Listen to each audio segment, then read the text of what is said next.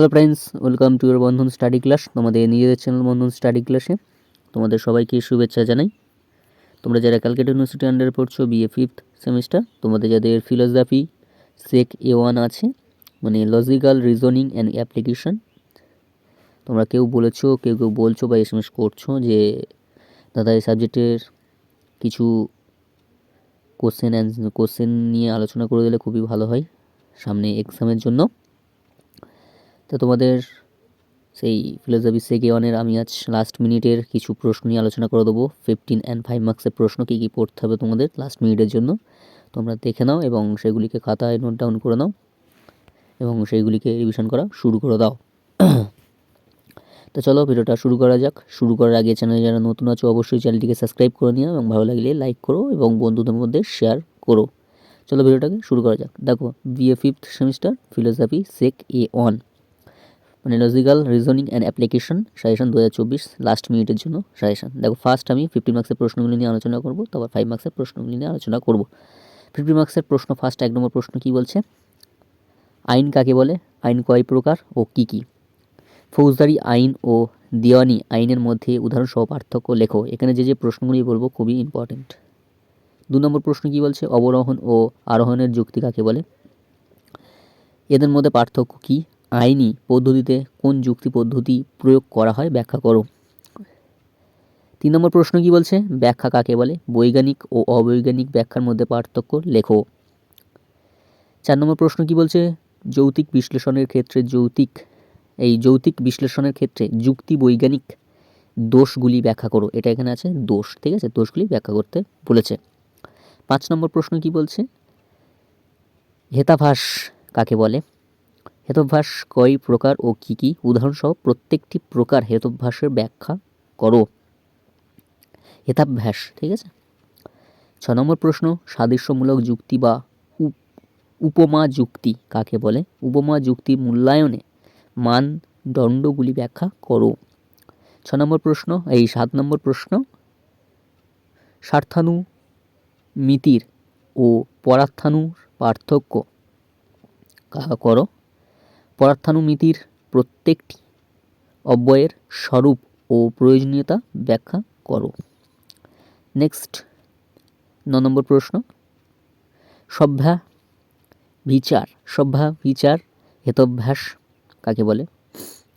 বিভিন্ন প্রকার সভ্যাভিচার হেতভ্যাস উদাহরণসহ ব্যাখ্যা করো। নেক্সট তোমাদের 10 নম্বর প্রশ্ন, উপমা যুক্তি কাকে বলে? আইনি সমস্যা সমাধানের উপমা যুক্তির ব্যবহার ও প্রাসঙ্গিকতা ব্যাখ্যা করো। 11 নম্বর প্রশ্ন, উচ্চতর আদালতে পূর্ণ বিচারের জন্য সাধারণত এই দাবি করা হয় যে কোনো একটি নিয়ম অযথাভাবে প্রযুক্তি হয়েছে বা সম্পূর্ণ ভুল নিয়ম প্রযুক্তি হয়েছে। এই বিতর্ক সমাধানের উপায় কি আলোচনা করো। নেক্সট তোমাদের 12 নম্বর প্রশ্ন, নিম্নে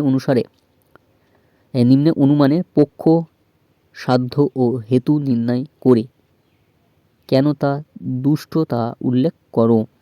দেখো, 1 নম্বর শব্দ অনিদ্য কারণ তা অভিধের, যেমন রক্ত বর্ণ। 2 নম্বর পরমাণু অব্যয় যুক্ত হেতু, যেহেতু তাতে পরমাণুত্ব আছে। 3 নম্বর সশৃঙ্খল কঠিন, কারণ তা শৃঙ্খল। 4 নম্বর বহিঃশীতল হেতু, যেহেতু তা উষ্ণ স্বভাব। দেখো, এই যে তোমাদের 12 নম্বর প্রশ্ন, এটা তোমাদের পক্ষ সাধ্য আর হেতু নির্ণয় করতে বলেছে, তাই এইগুলো তোমাদের একটু টেক্সট বই খুঁটে পড়তে হবে, কারণ টেক্সট বই না পড়লে এগুলোকে পারা যায় না, ঠিক আছে। নেক্সট 12 নম্বর প্রশ্ন কী 13 নম্বর প্রশ্ন কী বলছে? হেতভ্যাস কাকে বলে?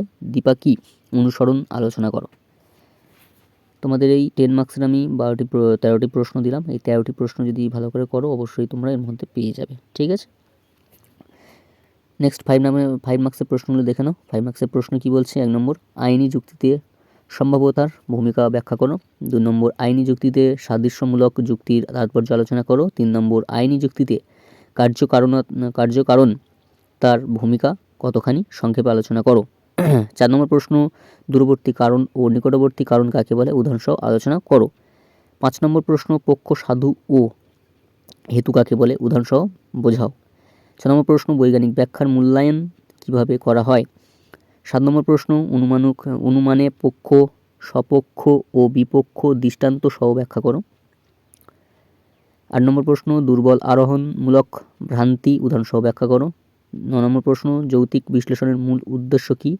10 নম্বর প্রশ্ন, সৎ প্রতিপক্ষ হেতভ্যাস লক্ষ্য উদাহরণসহ ব্যাখ্যা করো। 11 নম্বর প্রশ্ন, আইনি অনুসন্ধানের পদ্ধতি বলতে কী বোঝো। 12 নম্বর প্রশ্ন, কেবল ব্যতিরেকি অনুমিতি একটি উদাহরণের সাহায্যে ব্যাখ্যা করো।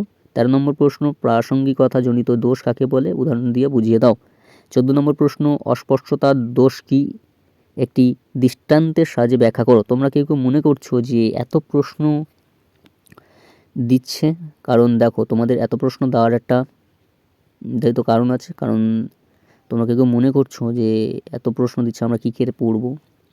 দেখো এখানে বলে রাখি, তোমাদের 5টা বা 4টে প্রশ্ন দিয়ে বলবো এই প্রশ্নগুলো করে যাও, এর ভিতরেই পাবে, সেটা আমরা কখনোই করি না, ঠিক আছে। তোমাদের এত দেওয়ার কারণ হচ্ছে তোমাদের এক্সট্রা যে প্রশ্নগুলো আসার সম্ভাবনা বেশি থাকে, যে দেখবে শিউ সবসময় 3টে লিখতে বলে কিন্তু 6টা দেয়। কী জন্য দেয়? তোমাদের এক্সট্রা কিছু প্রশ্ন তোমাদের করে রাখার জন্য, ঠিক আছে। তোমরা যদি করে রাখো সেখানে গিয়ে তোমরা কিন্তু বিপদে পড়বে না। তাই বলছি প্রশ্ন যেগুলি দিয়েছি যদি অবশ্যই ভালো করে করো, দেখবে উপকৃত তোমরাই পাবে। তাই আমরা বলে রাখছি, কেউ ওই 4-5টা প্রশ্ন দিয়ে বলে যে করে যাও পেয়ে যাবে, সে সময় আমরা করি না সম্ভব। সেগুলোকে তোমাদের একটা বিভ্রান্তি করার মূলক কাজ, ওইগুলো না করাই ভালো। এবং তোমরা এই প্রশ্নগুলো দেখো, পড়ো, অবশ্যই তোমরা কমেন্ট পাবেই। আর যেটা না বুঝতে পারবে অবশ্যই কমেন্ট বক্সে কমেন্ট করবে, আমি বলে দেবো। এবং এখানে আজ শেষ করলাম। তোমরা সব ভালো থেকো, সুস্থ থেকো, বন্ধন স্টাডি ক্লাসের সঙ্গে যুক্ত থেকো। আর চ্যানেল যারা নতুন আছে অবশ্যই চ্যানেলটিকে সাবস্ক্রাইব করে দেখো। আর যেটা না বুঝতে পারবে অবশ্যই কমেন্ট করো। সবাই ভালো থেকো, সুস্থ থেকো।